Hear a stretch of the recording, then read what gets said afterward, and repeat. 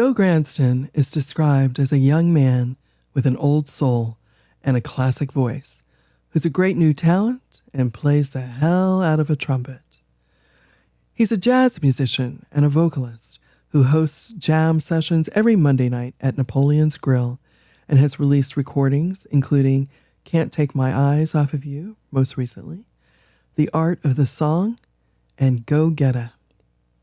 He's also been featured on the cover of Golf Georgia magazine and maintains an active performance schedule with configurations that range from himself as a part of a duo and his 17-piece big band. He was recently the closing act at the 2025 Atlanta Jazz Festival. Join us for my conversation from the edge of the earth with Joe Gransden. You've taken on a lot in your career as a vocalist and as a trumpeter and as a live performer and a recording artist, but it's hard for me to imagine that this is the first thing that you thought you would be doing. What did you want to do with your life before you decided to become a musician? I wanted to be a hockey player. No way. I wanted to be a professional hockey player. I grew up in Buffalo, New York. Okay. I was born just north of Manhattan. In kind of Yonkers, New York. But very early, I think I was 6 years old, 7 years old, we moved to Buffalo. My father was transferred to Buffalo. And Buffalo is the greatest city in the world to me, right? Okay. Everybody knows everybody. Everybody's a Buffalo Bills fan. Everybody's a Buffalo Sabres fan. And it's kind of a small town, but has a lot of people. There's still a Jewish neighborhood, Polish neighborhood, Italian neighborhood. You know, there's still foods from all different cultures and specific neighborhoods. So it was a great place to grow up. And if you're a young person in Buffalo, you probably ice skate and you probably play hockey. Okay. And I fell in love with hockey like most of my friends did.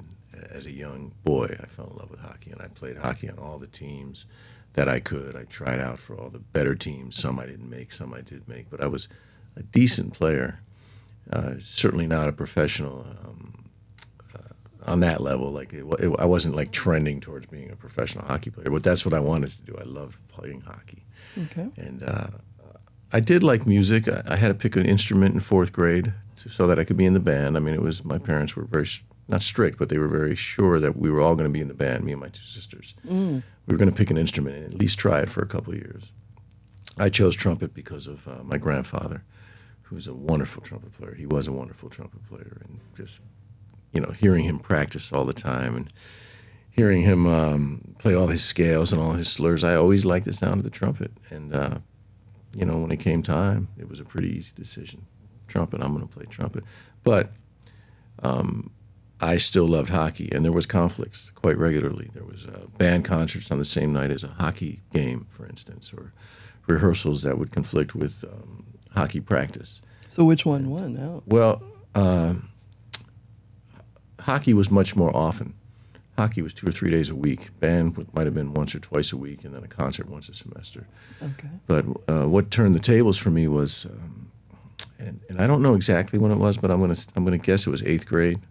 Maybe 7th grade, we had a guest artist coming to our school, a trumpet player named Alan Vizzuti, who's a classical jazz trumpet soloist on the highest level that you can be. He's as good as anybody that's ever played the instrument. Of course, I didn't know that at the time. I was a kid, and my band director was very into music education and having professionals come in and speak to us and play for us. So he had this guy, Alan Vizzuti, coming in to perform with our little middle school wind ensemble. And it happened to fall on the same night as a very important hockey game. And my parents said flat out, "You're doing this band concert. They're counting on you. I think I played first trumpet or whatever. Wow. And you play hockey games all the time. And yes, they need you too, but you got one band concert a semester, and you play the trumpet. This guy, Alan Vizzuti, plays the trumpet. You're going." And I complained quite a bit. I did not want to go. I wanted to go play in this hockey game. And I remember going to the rehearsal the day of the concert. Alan Vizzuti came in and performed with us in a rehearsal atmosphere a couple hours before the concert itself. But it was after school. And I specifically remember my mother bringing me to that rehearsal. And we went into the rehearsal, and I was still complaining that I wasn't going to be in this hockey game. And even though I had heard my grandfather play the trumpet, and he was fantastic, I had never heard the trumpet played on the level of a guy like Al Pizzuti. Yeah. And as soon as he started playing, within a minute or two, I turned to my mother, who was sitting, the parents were sitting behind us, and I said, that's what I'm doing the rest of my life. Wow. And it was instant. It was just like, it was kind of frightening. I went home, and from that day on, it was all day long trumpet, practicing trumpet, trying everything I could to play those notes like he played, those high notes, those fast notes, those technically perfect notes, that beautiful, gorgeous sound. Yeah. This is, now I'm 54 years old, and I still am a tiny percentage of what that guy can do on the instrument. I mean, it's incredible how good he is, but it's a good bar to have to try to get that good on this instrument. But he's up there with Wynton Marsalis and Doc Severinsen. Is he still alive? Oh yeah, he's probably, if I had to guess, I'd say he's 71 or 2, and he tours all over the world, mostly doing educational things, performing with colleges, performing with high schools, performing with professional orchestras. But one of the greatest that ever lived, once in a lifetime, kind of like the Tiger Woods of trumpet, you know. Has he ever had a chance to hear you play? I think so. I mean, I've met him a handful of times, Yeah. and one time I took a lesson with him years ago. But every time I hang out with him, which is maybe 4 or 5 times in my life, I'm starstruck, and I remember that feeling I had as a kid hearing him play. And I always say to him, you know, Al, you're the reason I do this for a living. And he always says, I'm so sorry. I mean, he's joking, but he, you know, he's inspired a lot of musicians, and it just hit me the right way. It hit me so hard. I practiced all day long, and I practiced so much that I developed bad habits, Such as? playing the trumpet and having the mouthpiece too low on my lip. I tried everything I could do to play the high notes, to keep up with the practicing schedule I had, and the band schedule, and all that took its toll on my chops, and I started trying to find ways to cheat. Oh, okay. And one way to cheat is to kind of press into the red part of your lip, Right. and you force your lip to vibrate. You squeeze it almost, and you can squeak out these silly little high notes. But when you're in middle school and high school, any high notes, you must be good, right? So, but I developed some bad habits, and I had, when I was 20, I had to start over basically, and I had to spend hours and hours playing the quietest long tones and taking lessons from some of the great classical musicians and relearning how to develop. It's like changing your golf swing. It's impossible. The slightest little thing affects what happens. So that was kind of the drawback of falling in love with it so hard. But just to wrap it up, I'll tell you that it was probably a year later. My father, who's a musician, saw how much I loved trumpet now and was very excited. And my grandfather, everybody was very excited, man. I mean, how old are you in 7th grade? I don't even know. 12. 12. At 12 years old, I know what I want to do the rest of my life. Yeah. And there was no turning back.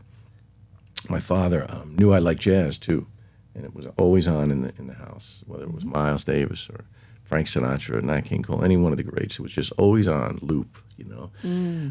The radio, the jazz station in Buffalo. And he came home one day, and when I got home from school, he had left an album on my dresser, actual vinyl record. This is 1980s.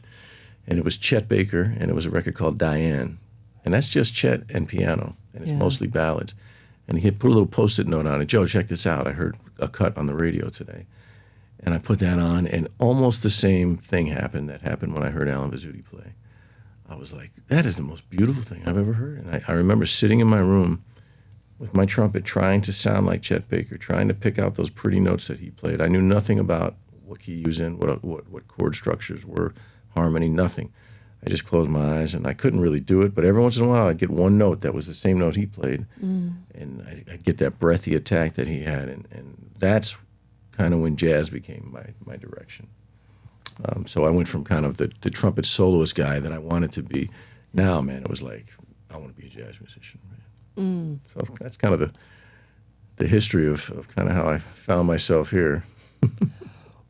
What do you think you have learned from your father as a fellow musician? Just from a musical perspective, patience.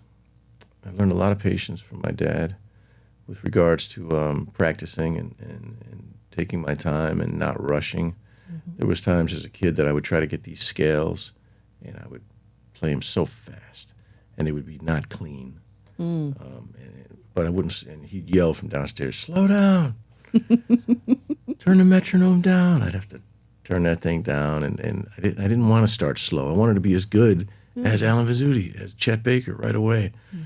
So I learned a lot of patience from him. I also learned he's really good. He's a very, very good jazz piano player and a wonderful singer. He doesn't sing much anymore, but I learned I loved the trumpet, but I learned through him the love of music. That it's not all about trumpet. You can enjoy a tenor saxophone solo too. You can enjoy a bass solo. Well, let's not get carried away. Just kidding. Just kidding. The love of melody and the love of how it works with harmony, and just the lifestyle of being a musician. Not the drinking or not any of that stuff, but just how you find something you love and you get to be creative doing it. You know, I mean, my father chose. I think he easily could have been as popular as a Harry Connick Jr. or he's very handsome, my dad, and he sings. I know. Yeah, you've met him. I've seen your dad. Yeah, and he plays great, and he was very young when he and my mom started having us, and he chose the responsible. I'm getting a job, and I'm going to take care of this family. Yeah. Thank God he did that, because we grew up wonderfully well, and so I think he lived a little bit through me, seeing me progress on some level in my career. But he could have easily been one of the top on the planet. Now, seeing your dad make a decision between being a professional musician and being a musician who's enthusiastic about it, but who also has a day job, as they say, did that impact what you have chosen to do with your life in terms of professional musician versus side hustle? Yeah. Like I said, I wanted to be great when I heard great players around me, so that was already in me. But there was many times where I thought about how am I going to make a living? Yeah. I remember one time, kind of a family friend, but we called them cousins. He came to stay with us because he was going to Life College. I had already moved down to Atlanta at this point, and he was going to Life College to be a chiropractor. And he was telling me all about the chiropractic and how you could make so much money. And here I was playing like these little gigs for $45 and I played a spaghetti. And I was like, man, am I going to be doing these same gigs when I'm 25, 35, 45? This is scary. And I went with him to school one day, and I said, I'm gonna go to chiropractic school. I'm gonna be a chiropractor. So that night at dinner, I told my family, my father, my sisters, my mother, and I'll never forget, my father just slammed his hands down on the table, just boom. He was so mad. And I was thinking he'd be like, yeah, man, that's a responsible thing to do. He was like, and then after he calmed down, he explained, that's the dumbest thing he's ever heard me say. Like you love music so much. It's your passion. And you're gonna go for the money, right? Well, of course, I know more than my dad, I think, right? So I did like go to like the, I don't know, like I never actually made it into Life College, but I went to like the I don't know, the day where you kind of decide if you're going to do it. Yeah. And they gave us all a book, and they were like, all right, tomorrow, read pages 1 through like 200. I was like, shit. I can't read one page and remember what it said. And I was like, all right, Dad, you're right. I'm back to making $45 in spaghetti. But yeah, I mean, just seeing and hearing him talk about music with me on a regular basis, I could tell that he loved it. And watching him perform, I could tell that he loved it. And when we were growing up in Buffalo and in New York and all that, he was playing gigs, but he did have a regular, steady job. And sometimes he would have to travel for that job. And I think that I saw, and I kind of heard without him actually saying it, that do what you love. You don't have to think about having some steady job, Joe. You don't have a wife and a couple kids already, or 3 kids at that point. So I think he subtly made me feel comfortable choosing a career that was kind of off the beaten path. Yeah. Music is just not. It's just. I mean, I remember one of my first girlfriends. When she asked me what I wanted to do for a living, and I said, "Be a professional trumpet player." I remember she said, "And what are you going to do for money?" I remember that specifically. I was like, that's a good question. Yeah. You could have said many things, including well, what are you going to do? Right. I remember that, man. That was funny. I never called her back. That's okay. She blocked your number anyway. Yeah, she sure did. Oh man. A lot of parents would have wanted to make sure that you had that steady other thing. Mm-hmm.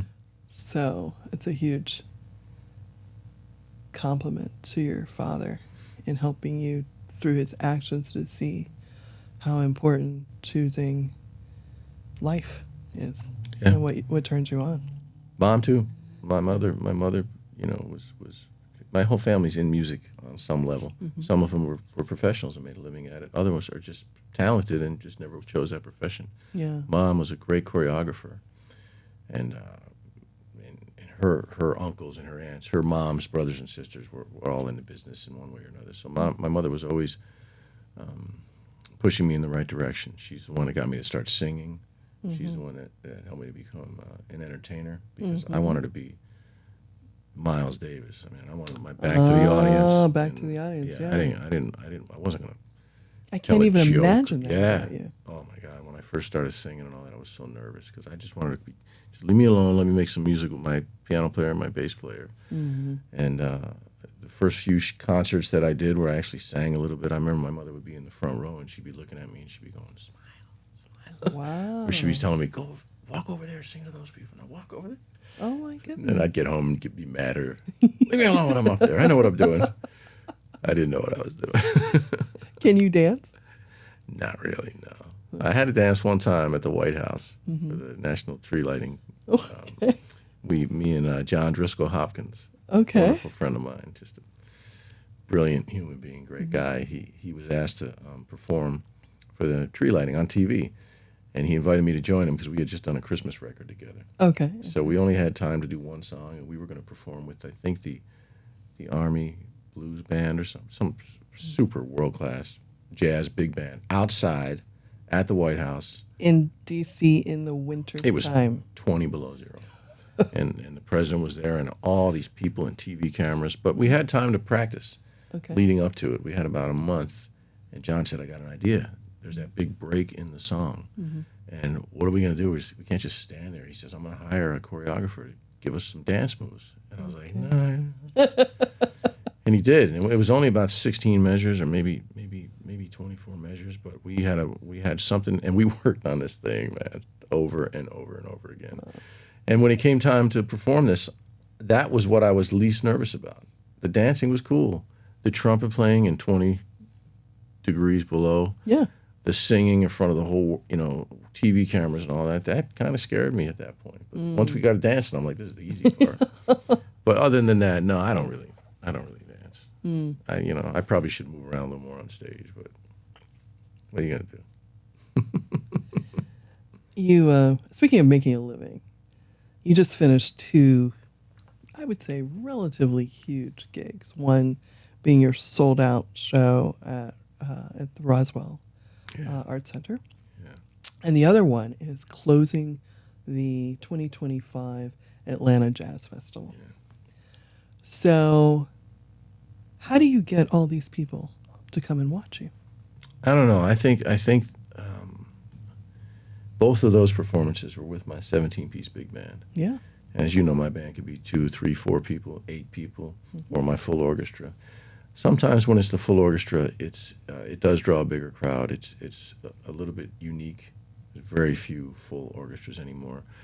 I have a guy named Wes Funderburk in the band that writes a lot of the arrangements. So even though we're doing the Great American Songbook and maybe some originals, but mostly standards, these are fresh new takes on these songs that Wes, I kind of guide him through what I think I want, but he's the professional when it comes to writing these arrangements.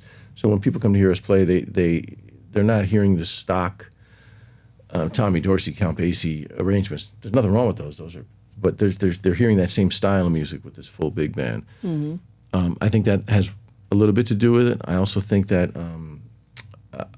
I've put in a lot of time and a lot of hours and a lot of sacrifice seeing my wife and my family over the years, playing 340 gigs pretty regularly, at least up to through COVID, 330 to 45 gigs a year, every single day, sometimes 2 a day, to build a foundation locally, but really in the Southeast, so that I could sustain the lifestyle here that I want. I knew early on, when I first started singing and put my little trio together, and I saw the direction that this was going, that hey man, I can make a living doing this. I can play a private party, I can play a concert, I can play a corporate event, I could do these steady gigs 2 or 3 or 4 nights, 5 nights, 6 nights a week at these restaurants. I can make a living. I'm in love with this girl, Charissa, who I wanted to marry at the time. Yes, I want a family at some point. A lot of my friends at that age were going on the road, 6, 7, 8, 9 months, seeing the world, man. It was so attractive to me to do that. But I was like, man, I gotta build something here so that when I'm a little older, I know that I can be there for my son and I can be home as much as possible. And so when I travel now, it's 2 or 3 days.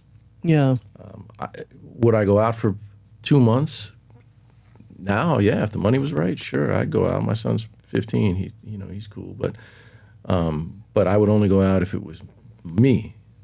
I wouldn't go out as a sideman with somebody else's band necessarily, for financial reasons probably, but also for I like to be in front of a crowd. I like to be the guy, right, on stage. And if it was me, I'd bring my son, I'd bring my wife. They'd fly out and meet me here or there.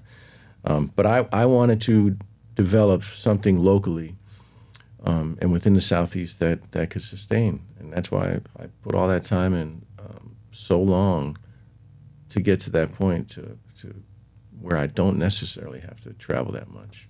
And that answers a question I've always had about you, is why didn't you decide to return to New York or to go to LA or go to, other places? Why here?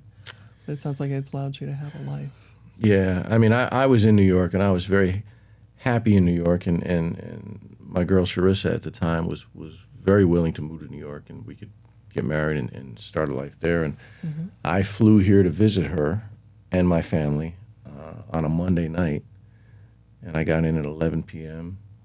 and the next morning was 9/11. Wow. So I was, I think I got in at 10 o'clock at night. Charissa and I went out to dinner, went to bed super late, got up the next morning, and like everybody else in the world, here we are watching this on TV. Yeah. I couldn't get home to my apartment in Brooklyn for however long they shut the airports down. Yeah. Maybe it was 2 weeks, I don't remember. And when I finally went back, at least at that point in time, New York had changed a little bit. Tourism wasn't people weren't going out as much. It was just a very weird time, and I had an offer by Pano from Buckhead Life to play at his private club 5 or 6 nights a week. He said, well, just come back to Atlanta until things chill out in New York. So I did. I flew back here. I stayed with my parents, and I worked 5 or 6 nights a week at the Lobster Bar in Buckhead, goodness. which was a great gig, man. Wayne Adams on bass, Bruce McIntosh was on piano, I think. And that led into 6 months, led into a year, led into people hiring me for private events. And before I knew it, I was like, this is silly. Why give this up now? I'm no longer 22. Maybe I'm 32. I want nice things. I want to be able to live the life I want. New York City was where I really learned to play. I could have done fine there. I could be a sideman there, working and making a living, and who knows where that would have taken me. I don't know, but I chose to be close to mom and dad and my sister and get married here and settle. Yeah. And I love it, man. I have no regrets. Excellent. The Speakeasy Show is brought to you by The Velvet Note. At The Velvet Note, you'll always enjoy the feel of the intimate, private concert and up-close and personal conversation you've dreamed of having since you first discovered the artist's talent. We're open 4 days a week, Thursday, Friday, Saturday, and Sunday, with comfort and ambiance abound. Join us for a show or even just a jam session. You can find us at thevelvetnote.com or at 855-5-VELVET.